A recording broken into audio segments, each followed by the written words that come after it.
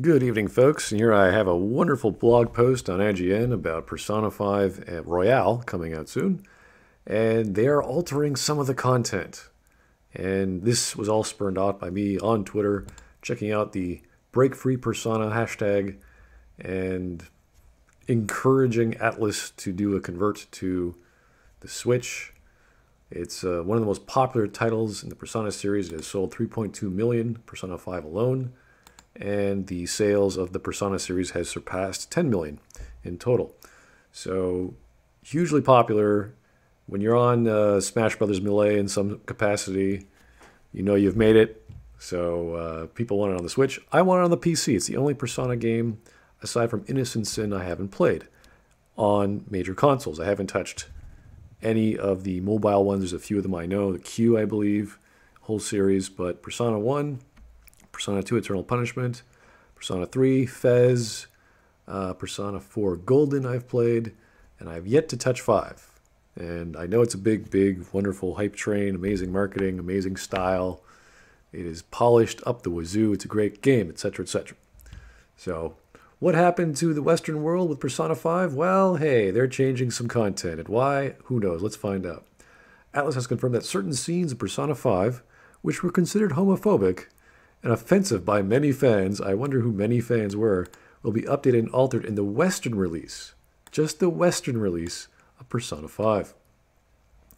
So there were specific scenes with Ryuji, who was the blonde sidekick to the main character, was like his best buddy sort of fellow, and two effeminate male characters would be changed so that those men were no longer shown in a negative light.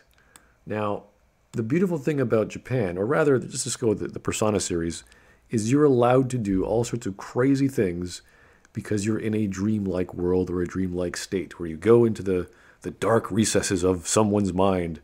And in the case of Persona 5, you are literally changing their minds physically, metaphorically, and literally going into their dark bedchambers in their heads and pulling out all the egregious, the perverse, the murderous, all the dark feelings, and alleviating their spirits, changing their hearts, stealing their hearts.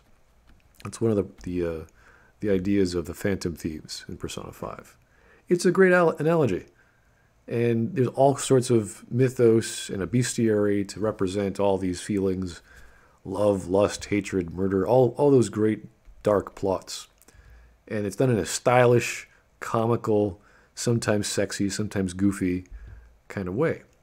That's the beauty of Persona. So to change that is like, why? Why would you care about this one single element? They've had this concept before. They talked about homosexuality in Persona 4 a lot. That was not a major theme, it was a minor theme, but it was present. So apparently, the Western world didn't like some of the C characters or the B characters, whatever they were, who were effeminate. They were seen in a bad light. Oh, boo-hoo. We actually were able to go back through some of the lines that players may not have received as well, look at that feedback, and then update it for the current generation, which means absolutely nothing. Advincula said, explaining that they changed both the first scene in which you meet these characters as well as the notorious beach scene they were featured in later. Okay. The dialogue in these scenes has been widely criticized since Persona 5's Western launch. I have literally heard nothing about this, and I've been keeping up to date with Persona 5, so maybe there is some other website, like the Mary Sue or something like that, that cares about effeminate men. Who knows? Launched for a variety of reasons. Many fans consider the depiction of these characters to be offensively stereotypical. So what? Nothing wrong with stereotypes. That's how you do it. Presenting the most prominent homosexual characters in Persona 5 as extremely sexually aggressive toward a minor, no less. That happens within the first mission of the game. I believe it was the school's phys ed teacher who was extremely sexually aggressive. Not homosexually aggressive, but sexually aggressive.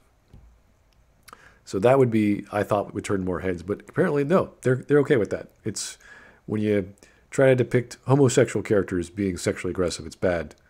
Which, man, I guess they never played Persona 4 because there was quite a lot. And intentionally ridiculous with intent of making their weirdness the joke. made worse by the fact that your protagonist provides similarly insensitive responses to their actions. Oh no. How dare we poke fun of enemies or people in certain capacities? We can't do that. So the Royale is a chance to make things right. I don't know. While Atlas didn't share exactly how these scenes would be updated in response to these complaints, Vinkla said asking if they would be addressed was one of the first things she did when joining the team. That's really important to me, and I think it's really important to the community as well. So this is not something like, with the design of Sonic looked really bad in the movie, and everyone says, hey, this is not Sonic, you should make it look like Sonic. That's that. They actually changed the lore, which is not good.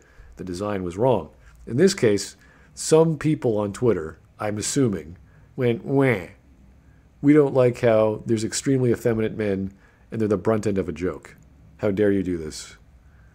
Again, they haven't played Persona 4 apparently, because that was an entire level dedicated to one main character, not a main character, a B character or a side character, a sidekick, party, who had an extremely strong homoerotic or homosexual side to him.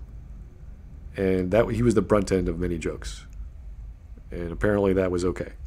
But side character, or not even side characters, just NPCs at a beach, you can't make fun of those guys. Just can't do it. Vinkula also explained that their localization team has an internal content review team she described as very on the pulse about what's right and what to do.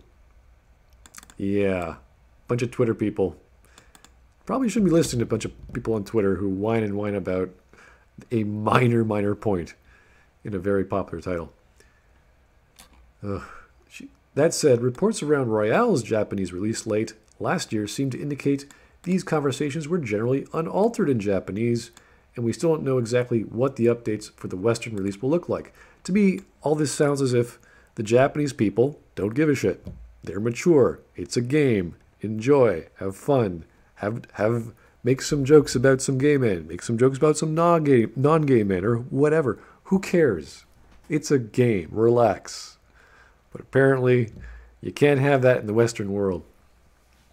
Atlas also told us that fans shouldn't give up hope for a Persona 5 port on Switch, right? Asking them to keep telling them they wanted it or they would never be able to make it. Persona 5 Royale is out in the West on March 31st, and that was the whole point of the Break Free Persona hashtag today.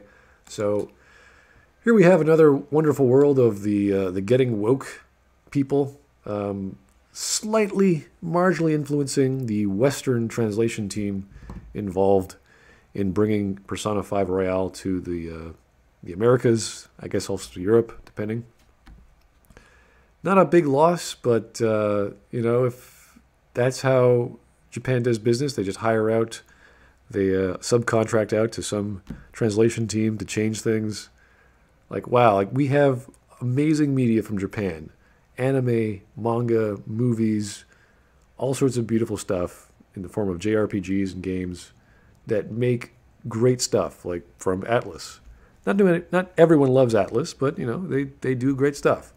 So to have it change just because of peer pressure or some Twitter company or some translation team listening to Twitter is a bit sad. It's not a huge loss, but I am glad we are getting the usual update to the Persona series with more content and hopefully different endings. That'd be cool.